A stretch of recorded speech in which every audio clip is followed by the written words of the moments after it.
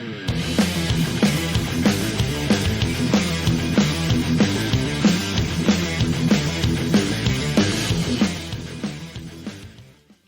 going on, everybody, and welcome back to another episode of Sports Talk Buffalo. I'm your host, Drew. Thank you for making me part of your week. In this upcoming episode, we have a ton of things to get to since I did not do a podcast last week. In this upcoming episode, we're going to go ahead and talk about the Buffalo Sabres general manager, Kevyn Adams, and how I believe he did in his first offseason as the Sabres GM. We're also going to talk about the very hot start by the University at Buffalo Bulls football team. And we're going to talk about the Buffalo Bills beating the LA Chargers and moving to 8-3. So stick around and let's have some fun. All right, let's jump right into things here. We're going to start off by talking about the Buffalo Sabres general manager, Kevyn Adams. I'll be honest with you, I didn't have high hopes when the Sabres announced that he was going to be the next GM of the Buffalo Sabres. They did not even do a general manager search, and that had me very, very worried. But I got to tell you, I am pleasantly surprised by some of the moves Kevyn Adams has made in this offseason. Let's go over a few, and I'm going to grade him out and tell you his overall grade for this offseason. We're going to start with the first big move, and that was acquiring center Eric Staal from the Minnesota Wild in exchange for forward Marcus Johansson. The Buffalo Sabres made an instant upgrade when they traded for Eric Staal. Yes, I know Staal is an older center, but he is a fantastic center, and he immediately gives you that number 2 center that the Buffalo Sabres so desperately needed last year. It's just a fantastic move, and if he can produce the way that he has for the entirety of his career, the Buffalo Sabres have a legitimate second-line center behind Jack Eichel, and that's only going to do good things for the Buffalo Sabres. The second move is the Buffalo Sabres signed Zemgus Girgensons to a 3-year extension, and they let Johan Larsson walk. I gave this move a D+ because it's not a very good move. You gave Zemgus Girgensons a big raise. You also let probably the better player in Johan Larsson walk away. That is a huge problem for the Buffalo Sabres. I did not like that move very much. I gave it a D+. The only reason why I did not give it an F is because I think Zemgus has better upside when it comes to his offensive ability. I'm going to go back a little bit. The first move overall, I gave it an A+. Going on to the third move in this the third set of moves, I should say, this offseason. The third thing I wanted to talk about was they extended Curtis Lazar and Tage Thompson. I do like Lazar. He gives you a little bit of sandpaper and a little bit of edge that the Sabres don't really have on this roster. And I also like the fact that they signed Tage Thompson to a 3-year extension. The kid had massive upside, was killing it down in Rochester. He got called up to the Sabres, had one game and injured his shoulder, and then he was out for the rest of the season, unfortunately. They also let Remy Ellie, Michael Frolik, Jimmy Vesey, Wayne Simmons, Vladimir Sobotka walk. So that move in and of itself to bring back a couple of guys and then let a couple of these guys just walk away, I gave that a B+ because I love, like I said, I love Lazar on the 4th line, maybe even get him up to the 3rd line at times when there's injuries or something like that, but he provides good sandpaper, plays hard, and has a little bit of offensive upside. Tage Thompson, as I said, has tremendous upside, and that is a huge thing for the Buffalo Sabres. I want that young talent here for the Buffalo Sabres, and then letting those other guys walk. You got to bring in some fresh guys. If it's not working, you have to change it up. So I gave that move a B+.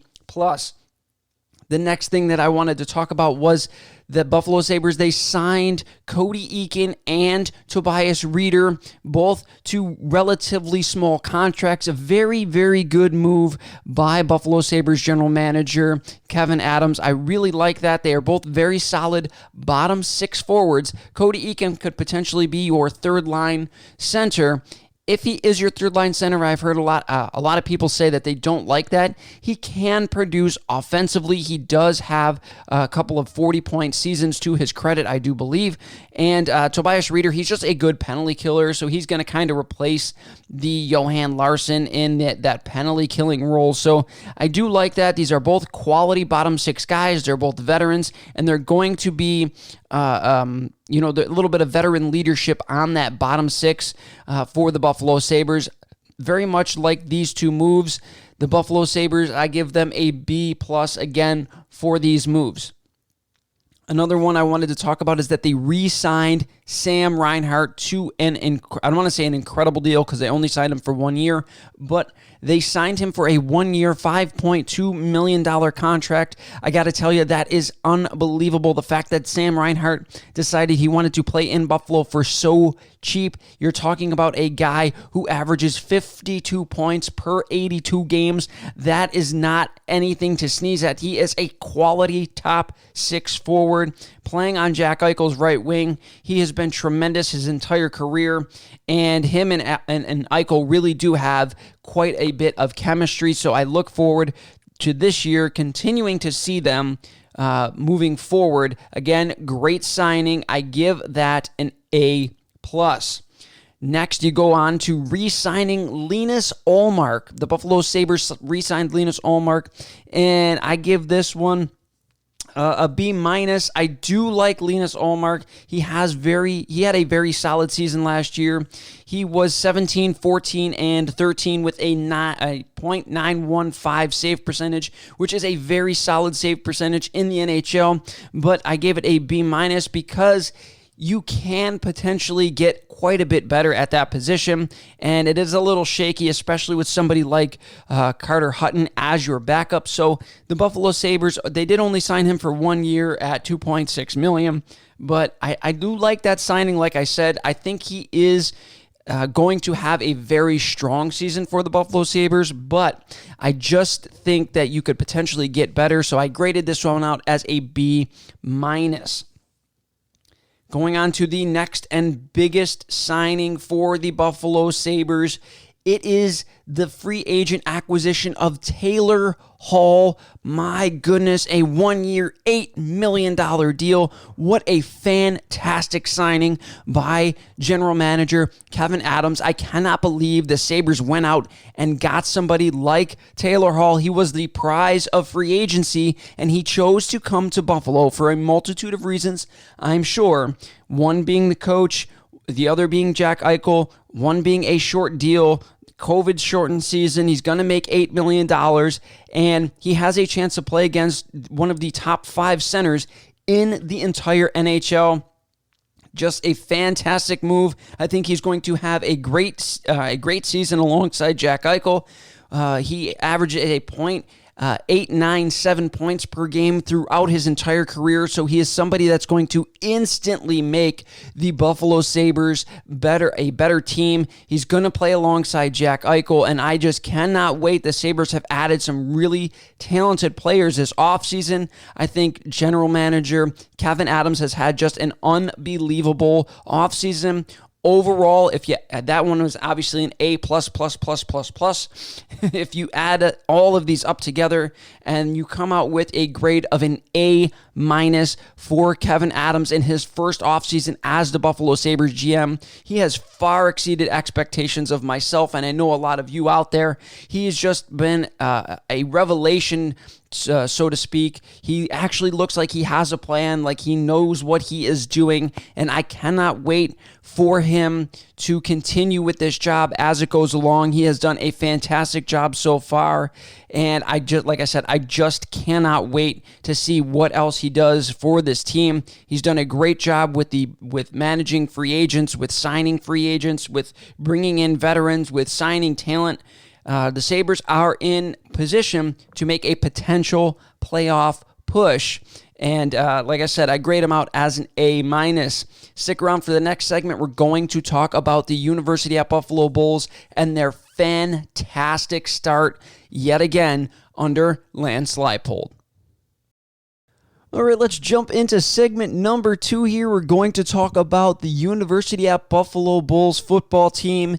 My goodness, what a start for them. 4-0 after almost not having a season at all. It has just been a fantastic time to be a football fan in Western New York. If you don't know about the Buffalo Bulls and you're watching this, jump on the board or on board with me here.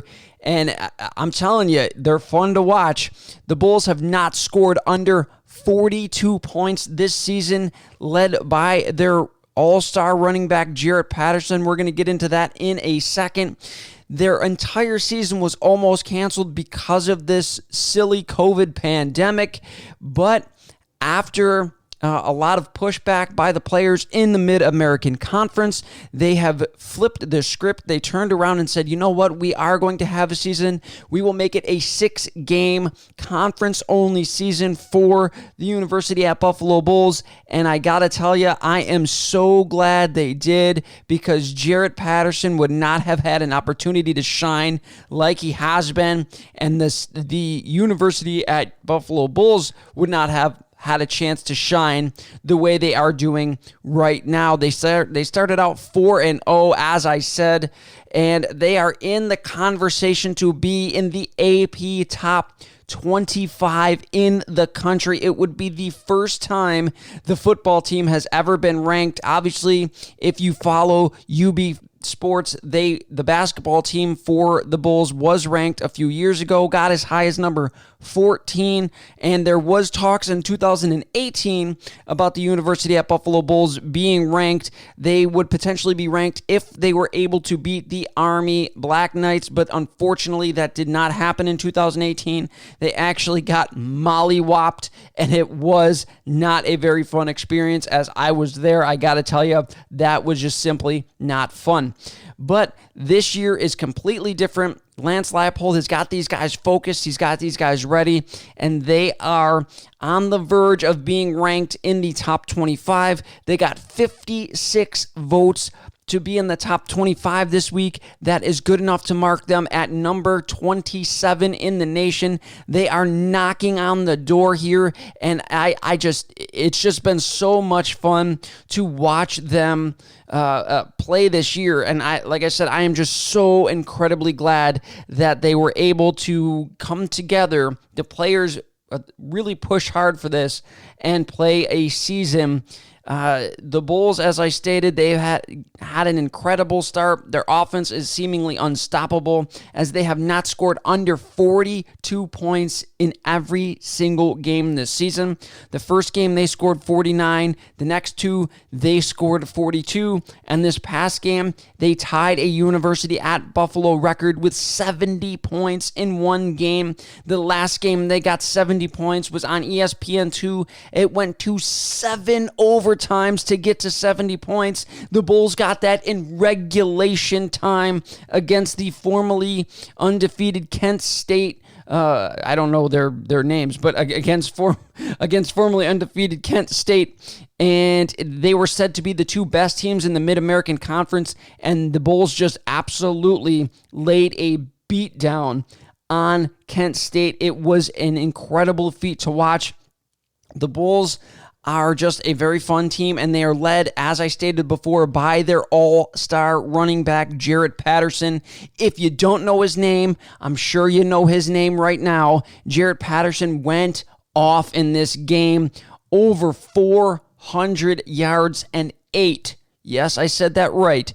8 touchdowns in this game. He was so very close to getting number 9 and breaking the record. He also needed maybe 20 more yards, I believe, to get the all-time rushing record in terms of single game rushing for the country. But Lance Leipold was not really aware of that, apparently, and took Jaret Patterson out, and it was Kevin Marks who ended up getting the next touchdown to get them to 70, but that's okay. Jaret Patterson is not really a guy who hangs himself up on stats. He's a guy who just wants to win and wants his team to win and wants to do everything he can to help the University at Buffalo win another conference championship. I got to tell you, as I stated, Jaret Patterson is simply incredible. This is 4-game statistics right now, okay? He has 920 yards, 16 touchdowns in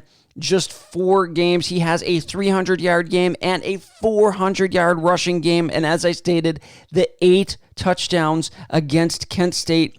This kid is incredible, unstoppable, and he is going to be a draft pick in this upcoming draft. I said that at the end of his sophomore season. He is a true junior, and I think if he comes out after this season, he will be drafted in the first 3 rounds of the NFL draft. I think Jaret Patterson is a day 2. I think he's a day 2 pick. I think he is in the 3rd round. I really do believe that. I don't think his speed is enough to get him higher than the 3rd round. I think he is realistically about a 4.6 kind of 40-yard dash runner, which is more than adequate in the NFL. He can be a very, very good back in the NFL. He is an absolute stud back in college, a former 2-star recruit, the kid that a lot of people, they didn't even want. But James Patterson was the more coveted of the two, which is his twin brother. If you don't know that story, it is his twin brother that also plays for the University at Buffalo. They said they need to be they need to be recruited together. They want to play college ball together. University at Buffalo Bulls said, you know what, we're gonna offer both of you guys scholarships, bring them on in. And Jaret Patterson was kind of a throw-in, and oh my goodness, thank God he has been an absolute revelation for the University at Buffalo. This kid is probably the 2nd best player to ever come out of the University at Buffalo. Obviously, Khalil Mack being number 1. James Patterson is going to be the 2nd best Bull to ever come out of the University at Buffalo and get drafted. He is just simply that good. Another thing that makes the UB Bulls offense so good is their offensive line is incredible. They are so good. They have not allowed a sack all season long. Stretching back to last season, they have not allowed a sack in 8 straight games. That is incredible. The university really believes they have the best offensive line in the entirety of college football. And if they keep putting up stat lines like this, I got to tell you, I will have to agree with them, even though a lot of people might not. Oh, they're just a Mid-American Conference team, blah, blah, blah, blah, blah. It doesn't matter. It doesn't matter. You're not giving up sacks. Their running back is just going absolutely insane. What more do you want the offensive line to do? They are doing a tremendous job. Their left tackle is being talked about as a potential NFL draft pick. I mean, their offensive line is absolutely stellar. Their defensive line is also very, very stout against the run. They have allowed just one 100-yard rusher in 4 games this season. It was against Kent State. They have done a tremendous job all year long, and they are led this season by senior Malcolm Kuntz. Malcolm Kuntz has 22 tackles, 5 tackles for loss, 4 sacks, and he was invited to the Reese's Senior Bowl this year. An incredible accomplishment. He's going to be another draft pick for the UB Bulls, and we're going to talk about Lance Leipold. He has done just an absolutely tremendous job for the football team at UB. If you watched their game this past week, you know that Leipold is doing just a tremendous job raising money and getting the university on par with a lot of the other big-time major college programs in terms of facilities and things like that. Their locker room is incredible. Their new practice field is incredible. They're talking about a new weight training room, which is going to be like a $5 million endeavor. They're just doing so many big things here at UB, and a lot of it is because of Lance Leipold. He came from Division III Wisconsin Whitewater, where he won 6 national championships at the Division III level. He's come to Buffalo. Obviously, Buffalo's not ever really going to be, unless we move conferences, in the national championship discussion, but the fact that he has him almost in the top 25 in terms of how good the school has become, he's just done an incredible job. Since 1999, the program has had 6 seasons of 500 football or over. Lance Leipold has 4 of them. The last 4 in a row, Leipold has been bowl eligible in all 4 of them. He has just done an absolutely stellar job, and I think it is time. I know he got a contract extension in the fall. I think it's time to make Lance Leipold, especially if he wins the MAC Conference Championship and if he wins the another bowl game, to make him the highest paid coach in the Mid-American Conference. That's really what I do believe. I hope the university believes the same thing as I do. That's going to do it for this segment. Stick around for the next one. We're going to talk about the Buffalo Bills beating the LA Chargers. It's going to be absolutely awesome. They moved to 8-3. Stick around for that next segment. All right, we're going to jump into segment number 3. We're going to talk about the Buffalo Bills going 8-3 for the second year in a row. We talked about coaches with the University at Buffalo Bulls, and I got to tell you, we have another fantastic coach in Buffalo, and his name is Sean McDermott. Him and Brandon Beane have done just a tremendous job so far with this Buffalo Bills organization. They have made them no longer a laughingstock in the NFL. They are contenders and are being talked about nationally as potential contenders in the NFL. It is so much fun to watch. I don't care how the Bills win anymore. I've come to that conclusion a few weeks back. I know a lot of people really care. Oh, it was a sloppy win. Oh, they didn't look that great. The offense looked like garbage. The defense, blah, blah, blah, blah, blah. It doesn't matter. It doesn't matter. At this point, I got to tell you, the Buffalo Bills are good, and it's fun to watch them win. I don't care how they win. Just win the game. How often, I'm only in my early 30s. The Buffalo Bills have not been good for most of my adult life. Buffalo Bills going I just want to enjoy it. I just want to enjoy year in a row. We talked about coaches. That's all I want. With the University at Buffalo Bulls, and I got to tell you, being good. We have another fantastic coach in Buffalo, and his name is Sean McDermott. Great. Him and Brandon Beane have done just a tremendous job so far with this Buffalo Bills organization. They have their winning ways. They come out of the bye week. Laughingstock in the NFL. They are contenders again and are being talked about nationally as potential contenders of wins in the NFL. It is so much fun to watch.